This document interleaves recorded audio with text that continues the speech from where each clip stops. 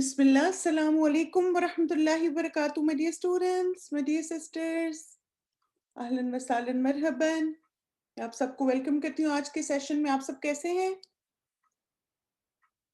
अल्हम्दुलिल्लाह, आपका रोज़ा अच्छा जा रहा है या अच्छा गुजरा आज का दिन? चलिए, माशाल्लाह, अल्लाह मुबारक। चलिए ऐसे करते हैं कि दुआ के बाद स्टार्ट करेंगे इंशाल्लाह। नहमदुहु व नुसल्ली अला रसूलिल करीम, अम्मा बाद, फ़ऊज़ु बिल्लाहि मिनश शैतानिर रजीम, बिस्मिल्लाहिर रहमानिर रहीम। रब्बि इश्रह ली सदरी व यस्सिर ली अमरी वहलुल उक़दतम मिन लिसानी यफ़क़हू क़ौली। रब्बि ज़िदनी इल्मा, अल्लाहुम्मा हद्दि क़ल्बी व सद्दिद लिसानी वस्लुल सख़ीमत क़ल्बी। आमीन सुम्मा आमीन। ये बताएं कि आखिरी अशरे की तैयारी कर रहे हैं? फिर आज से शुरू हो रहा है ना, रात से। कुछ लोगों का तो शुरू हो गया होगा। अल्हम्दुलिल्लाह। मुझे एक दफ़ा किसी ने आइडिया दिया था तो मुझे बहुत पसंद आया था। वो कही थी कि जो दुआओं वाला चैनल है, मैं उसमें से ना दुआएं इमेजेस इधर रोटेट करती जाती हूँ और साथ साथ दुआएं वहां से मांगती जाती हूँ। तो ये भी एक अच्छा तरीका कि आप उसमें अगर मीडिया में जाएं ना, अपने चैनल के नाम को क्लिक करें और वहां से मीडिया को क्लिक करें तो सारी दुआएं आपको एक इकट्ठी नजर आएंगी। और इसमें तो पिछले साल की भी दुआएं अल्हम्दुलिल्लाह, तो ऑलमोस्ट 60 दुआएं हो जाएंगी रमजान के एंड तक। तो ये कि काफी कॉम्प्रिहेंसिव दुआएं हैं, तो उनको अपनी दुआओं में जरूर शामिल रखें। ठीक है, चलिए आज की दुआ की तरफ चलते हैं इंशाल्लाह फिर। और सबसे पहले कुरान और हदीस में से रिमाइंडर कि ईमान वाले हर हाल में अल्लाह ताला पर तवक्कुल करते हैं। तवक्कुल जो है ना, ये बड़ी ही अमेजिंग क्वालिटी है ईमान वालों में। और आप देखें कि मुख्तलिफ आयात के एंड में आपने देखा होगा कि जब भी एक कैरेक्टर की स्ट्रेंथ नजर आती है ना किसी भी ईमान वाले की, या अल्लाह सुब्हान ताला उसको मेंशन करते हैं अंबिया के बारे में या इन जनरल लाइफ से रिलेटेड मुख्तलिफ चैलेंजेस में, उसमें तवक्कुल का जरूर जिक्र होता है, चाहे तकवा की बात हो रही है। अब जैसे यहाँ पर एक नबी जो हैं वो कह रहे हैं अपनी कौम को, तो यहाँ भी आप देखें कि पहले वो सारी बात कहेंगे और आखिर में फिर कहेंगे कि मैं अल्लाह पे तवक्कुल करता हूँ। क़ाल या क़ौमी अरअयतुम इन कुन्त अला बय्यिनतिम मिन रब्बी व रज़क़नी मिन्हु रिज़्क़न हसना व मा उरीदु अन उख़ालिफ़कुम इला मा अनहाकुम अन इन इन उरीदु इल्लल इस्लाह मस्ततातु व मा तौफ़ीक़ी इल्ला बिल्लाह अलैहि तवक्कलतु व इलैहि उनीब। शुएब अलैहिस्सलाम ने कहा, भाइयों तुम खुद ही सोचो, अगर मैं अपने रब की तरफ से एक खुली शहादत पर था और फिर उसने अपने हाथ से मुझको अच्छा रिस्क भी अता किया, तो इसके बाद में तुम्हारी गुमराहियों और हराम खोरियों में तुम्हारा शरीक कैसे हो सकता हूँ। और मैं हरगिज ये नहीं चाहता कि जिन बातों से मैं तुमको रोकता हूँ उनका खुद इर्तिकाब करूँ। मैं तो इस्लाह करना चाहता हूँ जहाँ तक भी मेरा बस चले, और ये जो कुछ मैं करना चाहता हूँ इसका सारा इन्हिसार अल्लाह की तौफीक पर है। उसी पर मैंने भरोसा किया और हर मामले में उसी की तरफ रुजू करता हूँ। यहाँ पर आप देखें कि क्या बात हमें समझ आ रही है कि एक दीन का जो दाई होता है वो सबसे पहले खुद अमल करने वाला होता है, और असबाब इख्तियार करने के बाद वो सारे मामलात को अल्लाह ताला की तरफ सुपुर्द कर देता है कि मैंने जो भी किया, अब उसके बाद मेरा भरोसा अपने रब पे है, और इन चीज़ों का जो रिजल्ट निकलेगा वो भी मैंने अपने रब के हवाले किया, क्योंकि मैंने तो उसी की तरफ पलटना है, उसी की तरफ जाना है। और एक और बड़ी अहम बात इसमें पता चलती है कि मैं तुमको रोकता हूँ, यानी मैं जिन बातों से तुमको रोकता हूँ तो मैं खुद उनका इर्तिकाब करूँ। ये कितना ज़रूरी है ना। यानी आप देखें कि अगर आप अपनी बातों में एक वैल्यू या एक वज़न पैदा करना चाहते हैं तो सबसे पहले खुद अमल करें और अमल में पुख्ता हो जाए। बाज़ दफ़ा हम अपने घर वालों से और सबसे तो बहुत ज़्यादा एक्सपेक्टेशन रखते हैं, इनको ये भी करना चाहिए, वो भी करना चाहिए, और बाज़ औक़ात हमारे अमल में वो बातें नहीं होती। जैसे एक दफ़ा उस्ताज़ा से किसी ने कहा था कि मेरा बच्चा नमाज़ नहीं पढ़ता, तो उस्ताज़ा ने कहा आप खुद नमाज़ की पाबंदी शुरू कर दें, वो भी पढ़ना शुरू कर देगा। और बाज़ औक़ात हम बहुत कुछ चाहते हैं और चूँकि हमारे अमल में वो चीज़ें नहीं होती, तो बच्चों को रोल मॉडल नहीं नज़र आते ना। تو آپ جو چاہتے ہیں آپ کے بچوں میں آ جائے، آپ کی فیملی میں آ جائے، سب سے پہلے آپ خود کرنا شروع کر دیں۔ پھر اس کے بعد آپ دیکھیں کہ بہت ہی پیاری حدیث ہے کہ اللہ سبحانہ تعالیٰ کے پاس کسی بات کی کوئی کمی نہیں ہے۔ بہت پیاری حدیث ہے صحیح مسلم کی، رسول اللہ صلی اللہ علیہ وسلم نے فرمایا، اللہ نے مجھ سے فرمایا خرچ کرو تم پر خرچ کیا جائے گا، اور رسول اللہ صلی اللہ علیہ وسلم نے فرمایا کہ اللہ کا دایاں ہاتھ بھرا ہوا ہے اور رات اور دن کی فیاضی سے اس میں کمی واقع نہیں ہوتی۔ کیا تم نہیں دیکھتے کہ اس نے آسمان اور زمین کے پیدا کرنے سے کتنی فیاضی کی، لیکن اس کے دائیں ہاتھ میں کوئی کمی واقع نہیں ہوئی؟ یعنی آپ ایک منٹ کے لیے امیجن کریں، دنیا میں جو زمین اور آسمان میں جو نعمتیں ہیں انسانوں کے لیے، اور جتنا کچھ ہے، یعنی کتنی بڑی دنیا ہے نا۔ اب دیکھیں تقریباً 200 کے قریب ممالک ہے پوری دنیا میں، اور بلین کے حساب سے لوگ ہیں، اور پھر ان سب لوگوں کو اللہ تعالیٰ نے نعمتیں دی ہیں۔ آسمان نعمتوں سے بھرا ہوا ہے، زمین نعمتوں سے بھری ہوئی ہے، سمندر بھرے ہوئے، پہاڑ بھرے ہوئے، یعنی آپ کوئی بھی چیز تھوڑی دیر کے لیے امیجن کریں تو وہ اپنے اندر پتہ نہیں کتنے خزانے لیے ہوئے وہ چیز موجود ہے اللہ سبحانہ تعالیٰ کی مخلوق میں سے۔ اور پھر آپ دیکھیں اتنا کچھ کرنے کے بعد بھی اس رب کے خزانوں میں کوئی کمی نہیں، یعنی جو رب اتنا کچھ کر سکتا ہے، یعنی چھوٹی سی چونٹی، چھوٹی سی چھوٹی مخلوق ہے۔ اب آپ نے کبھی دیمک دیکھی ہے جو ٹرمائٹ ہوتی ہے؟ وہ نظر نہیں آتی نا، یعنی کیسے آپ دیکھیں وہ لکڑی کو کھا رہی ہوتی ہے اور ہم اس کو دیکھ نہیں سکتے، لیکن اللہ تعالیٰ اس کو بھی رزق پہنچا رہا ہے۔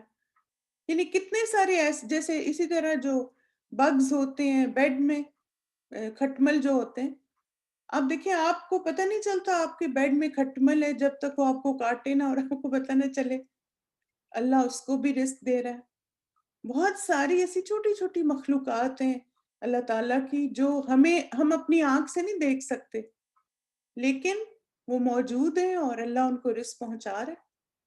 تو جو رب اتنا فیاض ہے، اتنا کچھ دے رہا ہے چھوٹی سے چھوٹی مخلوق کو بھی، تو اس کے لیے کیا مشکل ہے کہ ہم کچھ بھی اس سے مانگیں اور وہ ہمیں نہ دے۔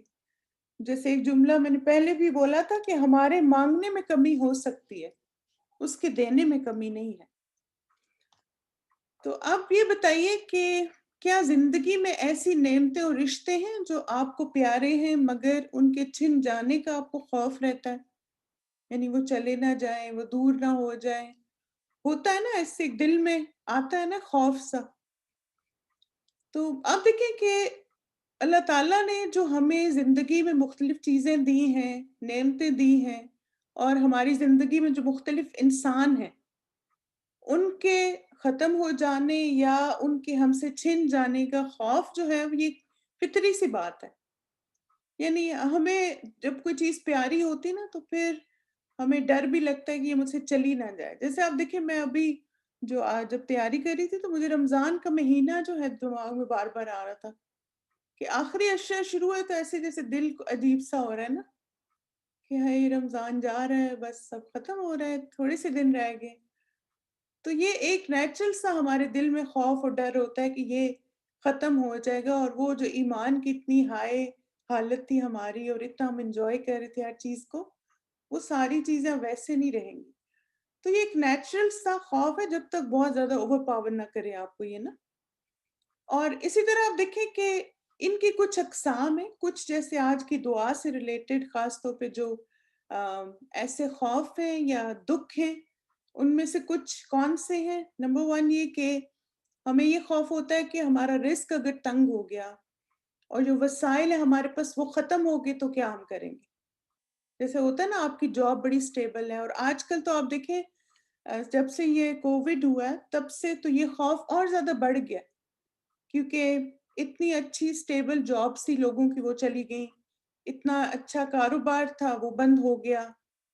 تو ایک نا جب ہم اپنے آس پاس اپنی فیملی ممبرس کو بھی دیکھتے ہیں، ابھی تک اگر ہم الحمدللہ سٹیبل ہیں تو ہمارے دل میں یہ خوف ضرور آتا ہے کہ ایسا نہ ہو کہ ہماری بھی جاب چلی جائے، ایسا نہ ہو کہ یہ جو انکم آ رہی ہے یہ ختم ہو جائے، اور کیا ہوگا، گزارا کیسے ہوگا، بچوں کی فیسیں کیسے دیں گے، گھر کے بلز کیسے پے ہوں گے، رینٹ کیسے دیں گے.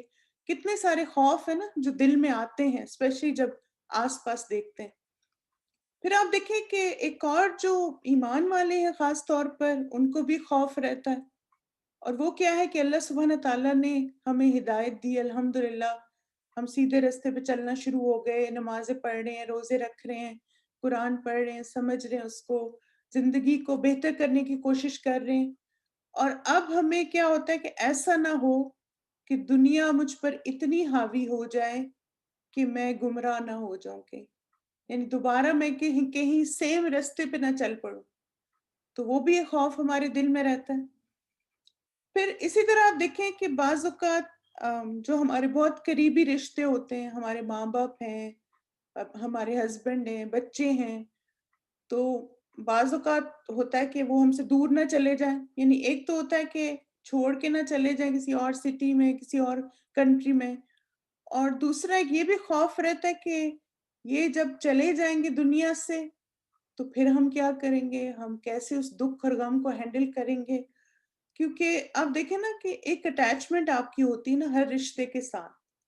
ماں باپ کے ساتھ ایک اٹیچمنٹ ہے آپ کی، بچوں کے ساتھ اٹیچمنٹ ہے، بہن بھائیوں کے ساتھ ہے، پھر شوہر کے ساتھ ہے، شوہر ہے تو بیوی کے ساتھ ہے، بچوں کے ساتھ ہے.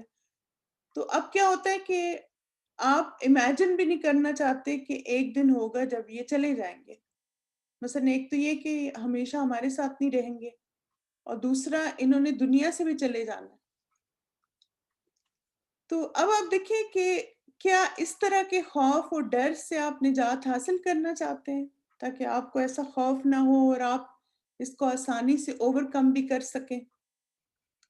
تو اس کے لیے آپ دیکھیں کہ جیسے میں ہمیشہ ایک بات جو آپ کو بار بار ریپیٹڈلی کہتی ہوں وہ کیا ہے کہ چیزوں کو لکھیں. جن باتوں کو ختم یا چھن جانے کا آپ کو خوف ہے ان کو لکھیں. یعنی جیسے جو بھی، اور تھوڑا سا آپ دیکھیں کہ یہ جو ڈائری ہوتی ہے نا یہ آپ کی تھیراپی ہوتی ہے.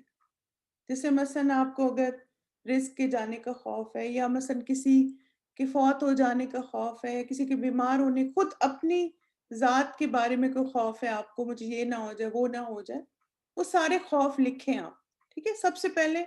کیونکہ آپ دیکھیں جب کوئی بھی مرض ہوتا ہے نا، خاص طور پہ جو یہ ساری نفسیاتی چیز ہے نا، مینٹل ہیلتھ سے ریلیٹڈ باتیں نا یہ ساری، کیونکہ سب چیزیں ہمارے دماغ میں چل رہی ہوتی. تو جیسے ہم ان کو لکھتے ہیں نا تو آدھا سٹریس تو ہمارا وہیں پہ ختم ہو جاتا ہے. تو آپ ان کو لکھیں سب سے پہلے. ٹھیک ہے، پھر اس کے بعد اب آپ نے کیا کرنا ہے کہ آپ نے اسی سے ملتے جلتے حالات اور انسانوں کے بارے میں سوچنا ہے اپنے پاسٹ کے. مثلاً جیسے آپ کے دادا دادی، ان کے ماں باپ، ان کے ماں باپ، پھر آپ کے ابو کے بہت سارے بہن بھائی، آپ کے والدین. تو آپ جب پاسٹ میں دیکھیں گے تو آپ دیکھیں گے کہ ہر ایک کا ایک عروج تھا، ایک پیک پر آئے، پھر تھوڑا ڈاؤن ٹائم آیا، پھر اپ ٹائم آیا، پھر ڈاؤن ٹائم آیا، اور پھر ایک دن وہ دنیا سے چلے گئے. تو آپ کو نا زندگی کی حقیقت سمجھ آ جائے گی کہ مثلا میرے ماں باپ جو ہیں وہ اپنے ماں باپ کو اس دنیا سے جانے سے نہیں روک سکے. میرے دادا کا کاروبار تھا، وہ اس کو نقصان سے نہیں روک سکے. میرے نانا کی زمینیں تھیں اور وہ اپنے بھائیوں کو نہیں روک سکے کہ وہ ان پہ قبضہ نہ کریں. تو پھر اسی طرح میری خالہ اچانک ان کو بریسٹ کینسر ہوا، حالانکہ وہ سب سے زیادہ ہیلدی تھی فیملی میں. میری پھپھو، ان کی آئی سائٹ چلی گئی تھی جبکہ کوئی بھی نون ریزن نہیں تھا. تو جب آپ ایسے دیکھتے نا تو انالیسس کرتے ہیں اپنی فیملی میں، تو آپ کو زندگی کی انپریڈکٹیبلٹی نظر آتی ہے کہ زندگی کیسے کیسے ہمیں چیزیں دکھاتی ہے. اور پھر آپ کو یہ بھی ریئلائز ہوتا ہے کہ کوئی بھی چیز ہمیشہ نہیں رہتی.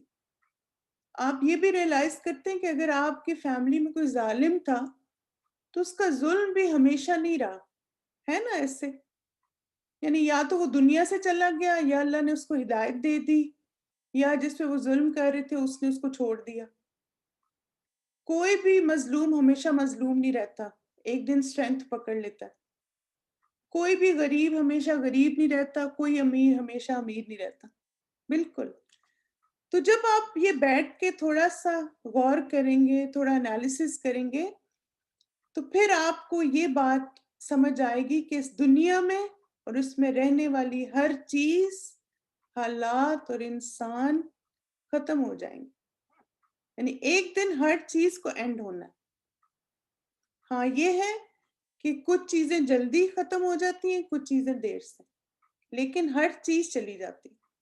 جیسے آپ دیکھیں مثلاً گاڑیاں ہوتی نا، تو گاڑی جب بنائی جاتی نا تو اس کی ایک سروس ایج ہوتی ہے کہ مثلاً یہ گاڑی جو ہے مثلاً 25 سال چلے گی، ایکسیڈنٹ کنڈیشن میں، اس کا انجن اتنا اسٹرانگ ہے، اس کا یہ بڑا اسٹرانگ ہے، وہ بڑا اسٹرانگ ہے. لیکن اب کیا ہوتا ہے کہ اس کی گارنٹی تو دے دیتا ہے جو مینوفیکچرر ہے کہ یہ 25 سال یہ گاڑی چلے گی. اب کچھ لوگوں کے پاس وہ گاڑی 25 سال رہتی ہے، لیکن کیا ہر ایک کے پاس رہتی 25 سال؟ کسی کے پاس جاتی ہے تو ایکسیڈنٹ ہو جاتا ہے، کسی کے پاس جاتی ہے تو کوئی مثلاً فلڈ وغیرہ آتا ہے اس میں ڈوب جاتی ہے، کسی کے پاس جاتی ہے ہیل ڈیمیج ہو جاتا ہے. اب یہ کیا ہو؟ یہ بالکل اسی طرح ہماری زندگی ہے. اللہ سبحانہ تعالیٰ نے جب ہمیں پیدا کیا تو ہماری زندگی لکھ دی گئی تھی. ہمارے بچے پیدا ہوئے، ان کی زندگی لکھی گئی ہے. ہمارے ماں باپ پیدا ہوئے، ان کی زندگی لکھی گئی. اس میں ہم کمی یا زیادتی نہیں کر سکتے. ہر انسان کا اس زندگی میں ایک ٹائم ہے، لیکن ہم یہ نہیں کہہ سکتے کہ مثلا میرے دادا جو ہیں وہ 90 سال کے تھے تو میں نے بھی 90 سال زندہ رہنا ہے. ایسے نہیں ہو سکتا. اب دیکھیں میری اپنی فیملی میں میرے چچا کی ڈیتھ ہوئی، ہی واز 42. میرے فادر کی ڈیتھ ہوئی، وہ 72. اور میرے دادا جب ان کی ڈیتھ ہوئی تو he was in his 80s، 85 86 کے تھے. میری نانی کی ڈیتھ ہوئی، وہ 96 کی تھی. اب آپ دیکھیں سب کی ڈفرینٹ ایجز تھی نا. میری امی کے بھائی، میرے ایک ماموں فوت ہوئے، ہی واز 7 سال کے تھے. تو ہمارے پاس نا کوئی بریکٹ نہیں ہے ایسی، یا نہ ہی کوئی ایسا کرائٹیریا ہے کہ ہم اس کو کہیں کہ اچھا مثلا میری فیملی میں لوگوں کی اتنی ایج ہوتی ہے تو ہم سب کی اتنی ہوگی. نہیں، وہ اتنی ہے جو اللہ تعالیٰ نے لکھ دی. سمجھ گئے نا اس بات کو؟ کیونکہ آپ دیکھیں یہ نا ریالٹی آف لائف ہے جسے ہمیں انڈرسٹینڈ کرنا ہے. اور جتنا زیادہ ہم ریالٹی آف لائف، زندگی کی حقیقت کو سمجھتے ہیں، اتنا ہی زیادہ ہم مطمئن رہتے ہیں اور اللہ کے فیصلوں پہ راضی رہتے ہیں. آپ کا بچہ ہوا، دنیا سے چلا گیا، کیونکہ اس کی اتنی زندگی تھی. چاہے اس کو ایکسیڈنٹ ہوا، چاہے اس کو کرونا ہوا، چاہے اس کا بیماری ہوئی، اس کی زندگی اتنی تھی. سبب کوئی بھی بن گیا. جب انسان ایسے سوچتا ہے تو ایکسیپٹنس کتنی جلدی آتی ہے نا. تو جب ہم اس طرح سوچتے ہیں نا، پھر ہم جلدی اس غم دکھ سے باہر نکل آتے ہیں. ورنہ تو آپ دیکھیں میں نے بہت جی بالکل پریکٹیکل ہو جاتے ہیں. میں نے بہت ساری ایسی سسٹرز دیکھی، جیسے ایک ہماری سسٹر تھی، ان کے بیٹے کی ڈیتھ ہوئی، 18 ایئرس کا تھا، کار ایکسیڈنٹ میں. 5 سال تک ڈپریشن، اتنا ایکیوٹ ڈپریشن، سوسائڈل ہو گئی. اور حالانکہ اور بھی 3 بچے تھے، سب کو اگنور کرتی رہی، بس اس ایک بچے کے غم میں ایکسیپٹنس نہیں آ رہی تھی. لیکن الحمدللہ اللہ تعالیٰ نے ان کو قرآن سے جوڑ دیا. قرآن کو انہوں نے پڑھا تو پھر ان کو سمجھ آئی، اور پھر اللہ کا شکر ہے کہ she was back to normal. لیکن آپ دیکھیں ایسا ہوتا ہے بالکل کہ اللہ نے آلریڈی ہمارے لیے پلان بنا دیا. اللہ کی رضا میں ہمیں راضی رہنا ہے. اس لیے ہم پریڈکشنز نہیں کر سکتے، ہماری یہ حیثیت ہی نہیں. آپ دیکھیں نا اللہ کے اتنے پیارے بندے تھے، اللہ کے رسول تھے، ہمارے پیارے نبی صلی اللہ علیہ وسلم تھے. ان کو نہیں پتا تھا، ان کے تو سب بچے انفینسی میں مر گئے، بالکل چھوٹے بیبیز تھے. اب ان کو تو نہیں پتا تھا نا کہ اللہ ان کو اولاد دے گا اور وہ دنیا سے چلی جائے گی. ان کی جو وائف، جو سب سے بڑی ان کی اسٹرینتھ تھی، خدیجہ رضی اللہ عنہا، وہ چلی جائیں گی جب ان کو سب سے زیادہ ضرورت تھی ان کی. حمزہ رضی اللہ عنہ سب سے زیادہ نبی صلی اللہ علیہ وسلم کو جب ضرورت تھی ان کی ہیلپ اور سپورٹ کی، وہ دنیا سے چلے گئے، شہید ہو گئے. تو اس لیے آپ دیکھیں کہ جب آپ اس چیز کو تقدیر سمجھ کے ایکسیپٹ کر لیتے ہیں، آپ پازیٹیو. اور پھر آپ دیکھیں ایک چیز اور بھی آپ نے یاد رکھنی کہ اس معاملے میں اگر آپ کو دکھ ہوتا ہے، غم ہوتا ہے، دیٹس فائن. وہ کوئی اب نارمل بات نہیں. ہم انسان ہیں، ہماری فیلنگس ہیں، ہمیں دکھ بھی ہوتا ہے، ہمیں غم بھی ہوتا ہے، ہم روتے بھی ہیں، اس میں کوئی حرج نہیں. لیکن آپ اپنی نارمل لائف کو اب نارمل نہ کریں. ٹھیک ہے، آپ دکھ بھی منائیں، آپ دکھی ہوں، افسوس بھی کریں، جو بھی آپ کے دل میں غم ہے اس کو نکالیں، سارا کچھ صحیح ہے، اس میں کوئی حرج نہیں ہے. لیکن جو لوگ زندہ ہیں ان کو نہ پنش کریں، ان کو آپ کی ضرورت ہے ابھی نا. اور پھر آپ کو خود کو بھی اپنی ضرورت ہے تاکہ آپ اپنی آخرت کی کچھ فکر کر سکیں. چلے ماشاءاللہ، اللہ مبارک. پھر آپ دیکھیں کہ اسی طرح ایک اور جو تھیراپی کی جاتی ہے جو بہت زبردست تھیراپی ہے، وہ یہ ہے کہ جو نعمتیں آپ کو محبوب ہیں جب وہ چھن جائیں گی تو آپ کا رد عمل کیا ہوگا، ابھی سے سوچ لیں. یہ بہت ہی زبردست تھیراپی. اور مجھے اس کا خیال آیا تھا جب ایک دفعہ نا ایک ہماری میری فرینڈ ہے تو میرے ساتھ الہدا میں ہی ہوتی تھی، تو اس نے جب شیئر کیا تو تب میں نے یہ بات ریئلائز کی کہ واقعی ہی ہم نا اپنے آپ کو گریف مینجمنٹ کے لیے پریپیئر نہیں کرتے یا اسٹریس مینجمنٹ کے لیے پریپیئر نہیں کرتے کہ میرا پہلا ریئیکشن کیا ہوگا جب یہ نعمت چلی جائے گی. جیسے جو نبی صلی اللہ علیہ وسلم نے فرمایا نا کہ صبر پہلی چوٹ پر ہوتا ہے، تو وہ ہمیں وہ ایمان والا بننا ہے کہ جو پہلی چوٹ پہ صبر کرے. تو وہ کہتی ہے کہ مثلا اس کے فادر کی بہت سڈن ڈیتھ ہوئی نا، تو کہتی ہے کہ جیسے میرے بھائی نے فون کیا نا تو مجھے سمجھ ہی نہ آئے کہ میں آگے سے کیا کہوں. کہتی اس وقت میں بھول ہی گئی کہ مجھے انا للہ و انا الیہ راجعون پڑھنا چاہیے ابھی. کہتی پھر اس کے بعد میں نے بیٹھ کے سوچا کہ چونکہ میں نے اپنے آپ کو کبھی ذہنی طور پر اس چیز کے لیے تیار ہی نہیں کیا تھا تو میرا ریئیکشن بھی شوق والا تھا.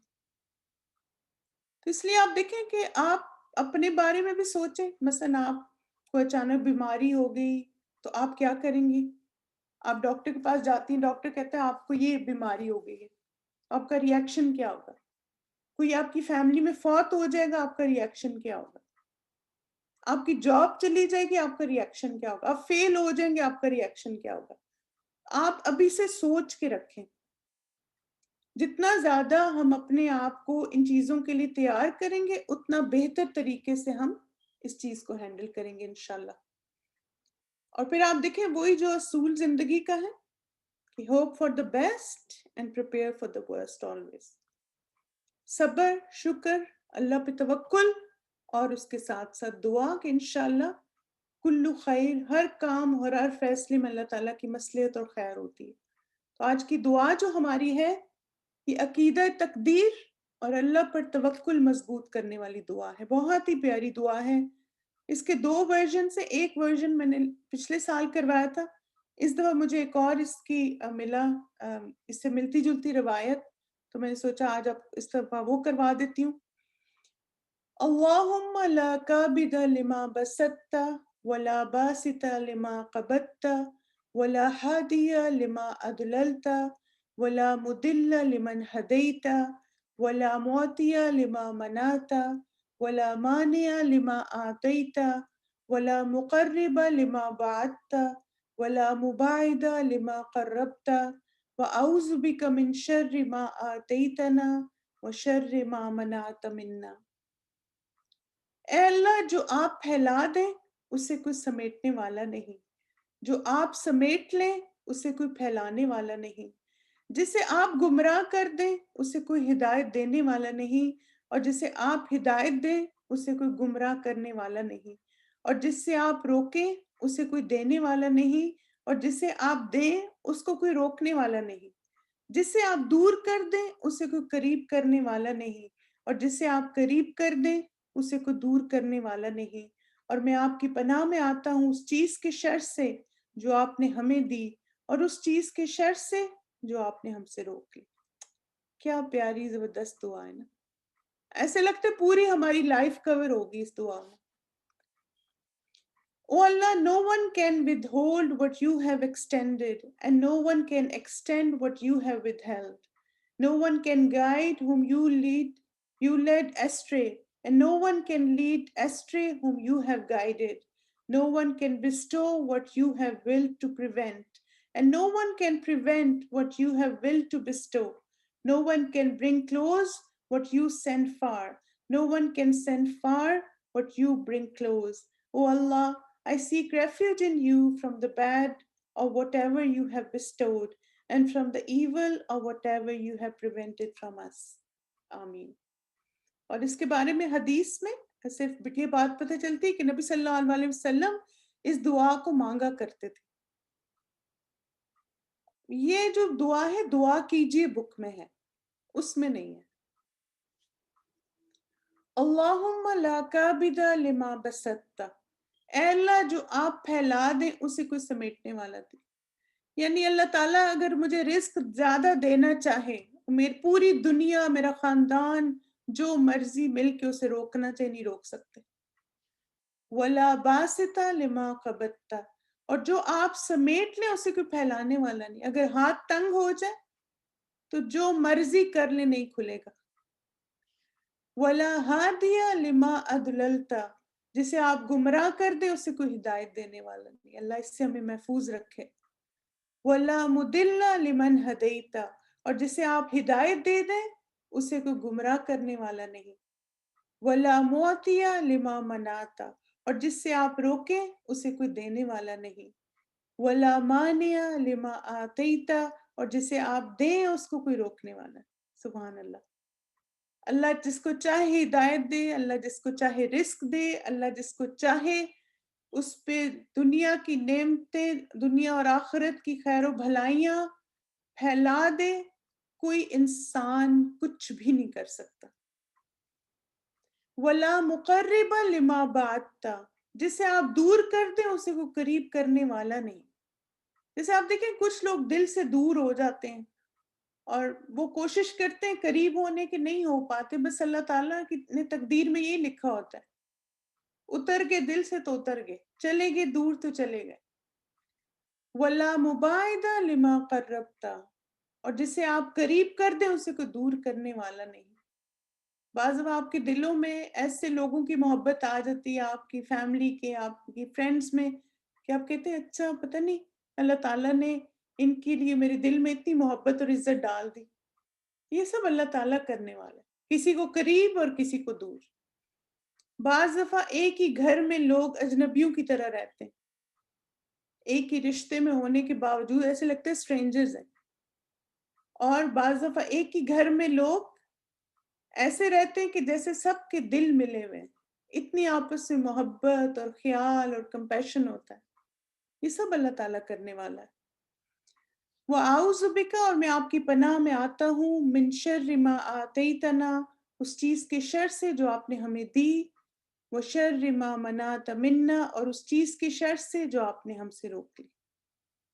چلیے اب اس دعا کی ریسائٹیشن سنتے ہیں تاکہ آپ لوگ اپنا تلفظ درست کر لیں اور ساتھ ساتھ اس کو دہرا کے آپ لوگ یاد بھی کیجئے. بسم اللہ. اللهم لا قابض لما بسطت ولا باسط لما قبضت ولا هادي لمن أضللت ولا مضل لمن هديت ولا معطي لما منعت ولا مانع لما أعطيت ولا مقرب لما باعدت ولا مباعد لما قربت وأعوذ بك من شر ما أعطيتنا وشر ما منعت منا. اللهم لا قابض لما بسطت ولا باسط لما قبضت ولا هادي لمن أضللت ولا مضل لمن هديت ولا معطي لما منعت ولا مانع لما أعطيت ولا مقرب لما باعدت ولا مباعد لما قربت، وأعوذ بك من شر ما أعطيتنا وشر ما منعت منا.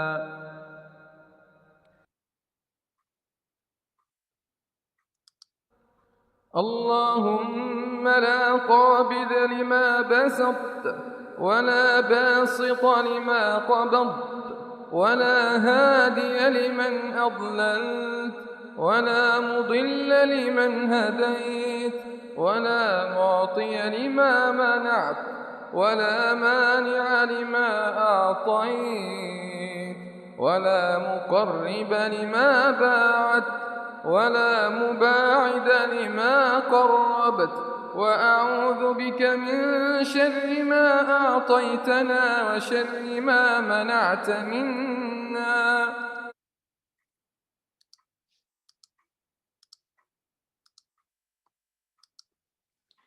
चलिए अल्हम्दुलिल्लाह कसीरा, आज की हमारी दुआ मुकम्मल हो गई।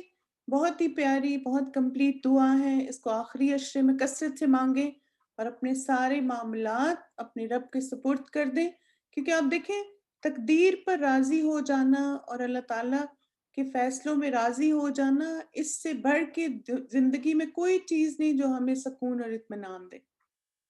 फिर ऐसे होता है कि हम एक स्ट्रेस फ्री लाइफ गुजारते हैं, और यही जैसे क्वालिटी ईमान वालों के अंदर रिक्वायर्ड है। तो चलिए इंशाल्लाह यहाँ पे अपने सेशन को कंक्लूड करेंगे। सुब्हानकल्लाहुम्मा व बिहम्दिका अशहदु अल्ला इलाहा इल्ला अंता अस्तगफिरुका व अतूबु इलैक। अस्सलामु अलैकुम व रहमतुल्लाहि व बरकातुहू। चलिए